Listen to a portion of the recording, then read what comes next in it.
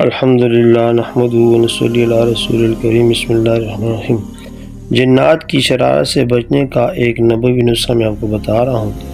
ابن ابی حاتم میں ہے کہ ایک بیمار شخص جسے کوئی جن ستا رہا تھا اور عبداللہ بن مسعود رضی اللہ عنہ کے پاس آیا تو آپ رضی اللہ عنہ نے درج ذیل آیت پڑھ کر اس کے کان میں دم کیا، افحسبتم انما خلقناکم عبثا وانکم الیہ لا ترجعون فتعالی اللہ الملک الحق لا الہ الا هو رب العرش الکریم من يدعو مع الله الها آخر لا برهان له به فانما حسابه عند ربی انه لا يفلح الکافرون وقل رب اغفر وارحم وانت خیر الراحمین۔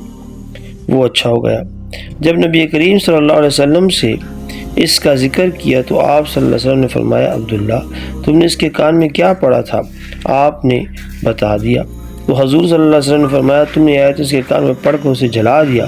واللہ ان آیتوں کو اگر کوئی با ایمان شخص بالیقین کسی پہاڑ پر پڑھے تو وہ بھی اپنی جگہ سے ٹل جائے۔ یہ آیت جو میں نے بھی پڑھی یہ سورۃ المؤمنون کی آیت نمبر 115 تا 118 ہے۔